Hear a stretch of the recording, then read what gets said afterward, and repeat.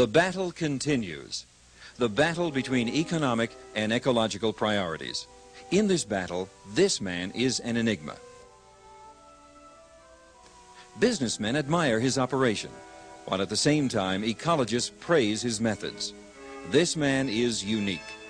Despite today's depressed farm and ranch economy, he has made a profit in the livestock business. He has done it not by fighting nature, but instead by working out a business deal, a partnership with the land. Meet nature's partner, Tom Lasater.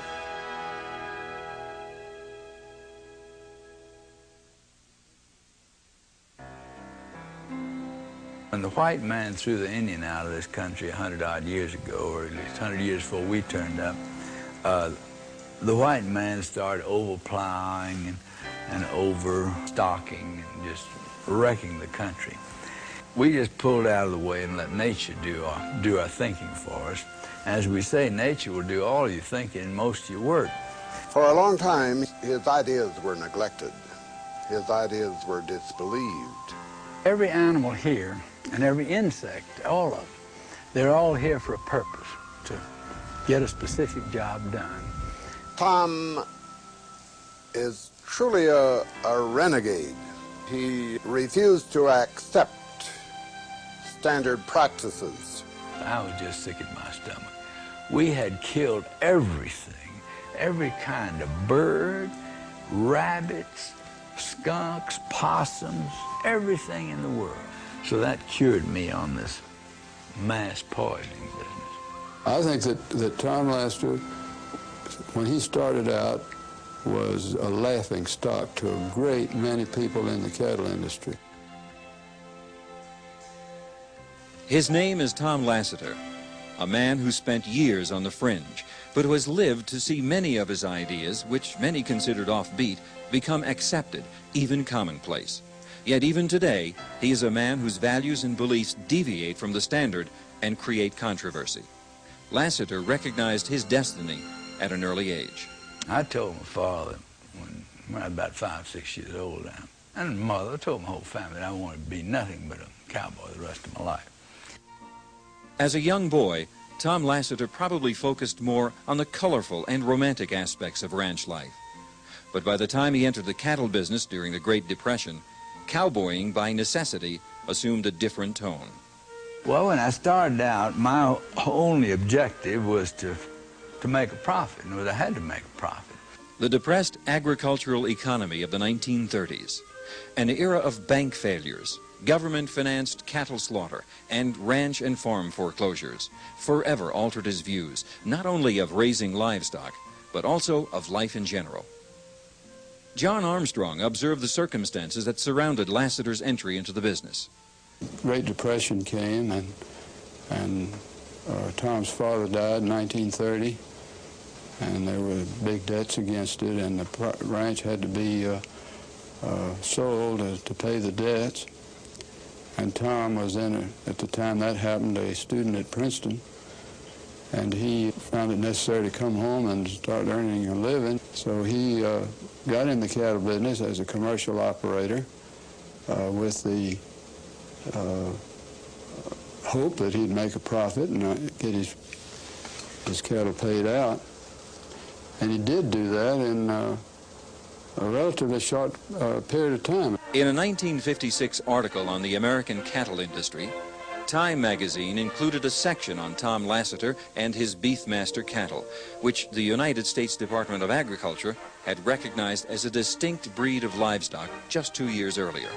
Time captured the practical flavor of Lasater's approach to cattle selection with a picture caption that read, "Woe to the cow that trips." We make no exceptions at all. In other words, they have to wean a good calf every year on schedule or they're out. Now, we carry it to this extreme. Even if a calf is killed by lightning, and we know it was killed by lightning, that mother, that cow, is still culled from the herd. The reason being that if her calf is killed by lightning, she's resting her body while her classmates are all working, nursing their calves, which will give her an added advantage of rebreeding on schedule the following year, and we don't want anyone to have an advantage. They all work at the same time, they all rest at the same time. Nearly 3 decades later, one of the country's leading livestock magazine and newspaper publishers could say, I visited Tom Lasater's ranch at Matheson, Colorado for the first time in the early 1950s. So many of the things which I saw were foreign to the thinking that I had instilled in my mind by my education and my experience in relation to the cattle business. Absolutely foreign and in a way sort of unbelievable. Lasater was not concerned with aesthetics. He wasn't concerned with any characteristics that had nothing to do with the economy or the efficiency of the animal. He didn't care what the color was. He didn't care whether they were horned or hornless. He didn't care about anything other than making the most possible beef in the least possible time on the least amount of resources. And that is probably the key to his lasting success. Lasater and his ranching neighbor, John Armstrong, enjoyed brainstorming about every aspect of livestock raising. We referred to as the schoolboy cowpuncher approach to the cattle business. Tom and I developed this thing, and we'd call each other, our salutation was, "Any new ideas today?" And so we were constantly testing and challenging just about everything that we or anybody else ever did. One of the things that Tom and I once talked about was how you design a functional cow. We called it the functional cow. If you could start from scratch and you were going to put every bone in its place and show the shape of the animal, what would it be shaped like and why? But having gone through that exercise, Lasater stepped back. He concluded that his role was to set the standards of performance and to establish the goals. His partner, Mother Nature, would work out the details. We figured out many years ago that nature is smarter than all of us put together. We let nature do all of our thinking for us. For instance, in selecting cows which remain in the herd, we don't look for any particular type of cow. We merely insist that each cow to remain in the herd must wean a good calf every year in June on schedule or she's out. The Lasater Ranch sits along the Big Sandy Creek on the plains of eastern Colorado. There, over the past 40 years, Tom Lasater has created a classic business success story, and he has accomplished this in a unique partnership with Mother Nature. But Lasater and his Beefmasters aren't natives of the windswept plains. His origins and the ranch where he began the development of the Beefmaster breed lie 1,000 miles south, near the Texas Gulf Coast. Tom Lasater was born at his father's ranch headquarters in the South Texas brush country, 90 miles from the Mexican border. Lasater's father, Ed, moved to South Texas before the turn of the century, and there he established a large-scale ranching and farming enterprise. The younger Lasater, his brothers and sister, were raised in the era of Pancho Villa, horses and buggies, and cow camps. But Lasater's mother, who graduated from the University of Texas in 1902, insisted that her children be exposed to city life and that they go east to boarding schools and colleges. I started my school career at the Potomac School in Washington. And then the second grade, I didn't go to school. I just skipped it and just stayed on the ranch punching cattle. And the third grade, we had a teacher on the ranch. And then the fourth grade, we spent the winter in New York City. I went to Lincoln School. Then back at the ranch in the sixth, finally went to Andover in the ninth grade in high school. So I'd just been to school all over the place. Ed Lasater founded the town of Falfurrias, started a bank, a mercantile company, and a major dairy operation. Lasater, at the turn of the century, had a sizable herd of registered Herefords, which he selected for long bodies, milk production, and for the red pigmentation around the eye in order to prevent pink eye and cancer eye. In 1908, Ed Lasater purchased a herd of Brahman cattle. Due to the Brahman's ability to withstand the heat and to resist insects and disease, Lasater quickly became an enthusiastic promoter of the breed. And when he observed the rapid growth and superior weight gains that resulted when he crossed the Brahman on his Hereford and Shorthorn-based cows, he initiated an extensive crossbreeding program, which would provide his son with one of the cornerstones of the beef cattle development he would carry on in the 1930s. The Armstrong Ranch joined Ed Lasater's east boundary. John Armstrong and Tom Lasater became lifelong friends. The evolution of his whole program was to just produce cattle that were so good that everybody in the beef business would want them. And eventually, when he finally decided he had something and he had a market for them as breeding animals, he stuck to his principles and wouldn't change or adjust because the market was seeming to take him in a direction of perhaps selecting for color or selecting for a certain kind of head or selecting for pole. All of those things, he said, I can't afford it. I select directly for the thing that it's important, and I'm not going to be diverted from the basic goal, which is to produce type on the hook. Tom is such a determined individual that he's a little short with people who persist in doing things that just do not make economic sense. Being a very unconventionally minded cattleman was probably inherited from my father. He did everything just the opposite from all of his neighbors during his generation.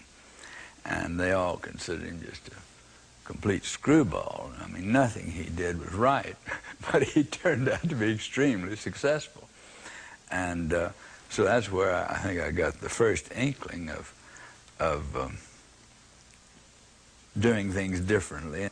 In 1936, Lasater began weighing his bulls at weaning time and then periodically thereafter, performance testing his cattle on the range.